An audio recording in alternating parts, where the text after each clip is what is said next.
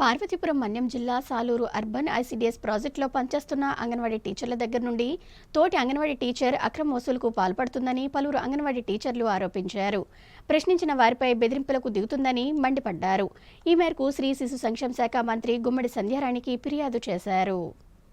పార్వతీపురం మన్యం జిల్లా Saluru urban ICDS project పరిధిలో పనిచేస్తున్న అంగన్వాడీ టీచర్ల నుండి తోటి అంగన్వాడీ టీచర్ అయిన బలగ రాధ అక్రమంగా డబ్బులు వసూలు చేయడమే కాకుండా వేధింపులకు గురి చేస్తోందని కిలారి భారతి, లక్ష్మి అనే అంగన్వాడీ టీచర్లు ఆరోపించారు.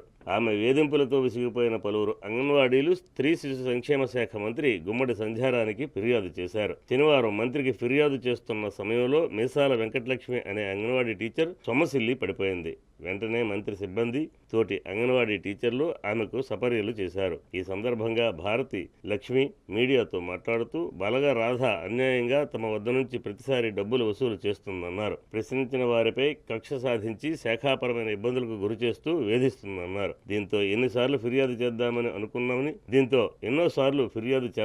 అనుకున్నామని కానీ మాపై తప్పుడు కేసులు పెడుతుందేమోనని భయపడి వెనుకంజ వేశామన్నారు. ఇక ఆమె వేధింపులను భరించలేక తెగించి మంత్రి సంధ్యారానికి ఫిర్యాదు అందించామని తెలిపారు. అలాగే పోలీస్ స్టేషన్లో కూడా ఫిర్యాదు చేశామన్నారు. తమ సమస్య పరిష్కరిస్తామని మంత్రి హామీ ఇచ్చారని వారు తెలిపారు.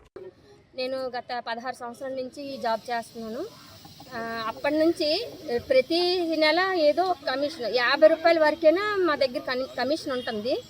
తర్వాత ఎవరు రాధా కమిషన్ తీసుకుంటుంది, కాకపోతే మేడంలు అయితే చెప్పడం లేదు.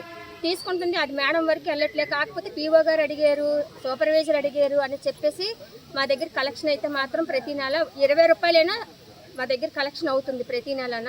మా పాప పెళ్లి కోసం 3,60,000కి మొన్న సమ్మె టైంలో 45 రోజులు మేము సమ్మె చేసిన టైంలో మాకు జీతం సగం పడింది.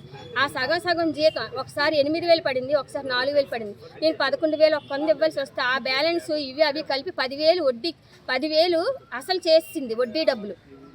మరి ఎలాగైనా నేను అలాగనేసి ఊరుకున్నాను. కానీ తనతో మనకి ఎందుకు గొడవని ఎంతవరకు నా వరకు వచ్చింది కాబట్టి నా ఉద్యోగం పోయినా పర్వాలేదు, 100 మంది నిలబడాలి.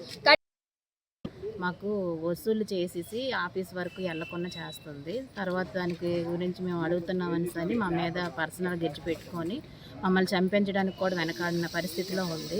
ఇంతకుముందు ఎందరెందరికో కేసులు పెట్టేసి ఆ పెద్దోళ్ళే మీదే ఏవేవో ఎస్సీ ఎస్టీ కేసులు పెట్టేసి నెగ్గుకొచ్చింది. కాబట్టి ఈరోజు మేము చిన్న ఉద్యోగాలు చేసుకుంటున్నాం. మాకైతే బ్యాక్గ్రౌండ్ ఏం లేదు.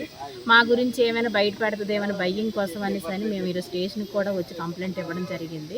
మినిస్టర్ గారు చెప్పారు, మీకు సపోర్ట్గా నేను ఉంటానమ్మా, మీకు నేను మేలే చేస్తాను కానీ ఫీడ్ చేయనని మేడం చెప్పుకున్నారు. అందుకనే మేడం కలవడానికి వెళ్ళాము. ముందు రోజే వెళ్దాం అనుకునేసరికి నిన్న మొన్న 2 డేస్ ముందు రోజు మార్నింగ్ 7 గంటలకు వెళ్దాం అనుకొని 10 మంది రెడీ అయితే ఆ రోజు నైట్ నుంచి స్టార్ట్ చేసింది. వాళ్ళు ఫోన్లు చేసి మీరు వెళ్ళారంటే బాగోదని వాళ్ళు బెదిరిస్తే ఆ బెదిరింపులు భయపడిపోయి ఉండిపోయారు. ఈరోజు మేము తెగించి ఇద్దరం కూడా వచ్చాము. ఈరోజు ఈఎంఐ గురించి నా గురించే కాదు, మొత్తం ప్రాజెక్ట్ గురించి మేము ఇక్కడికి రావడం జరిగింది.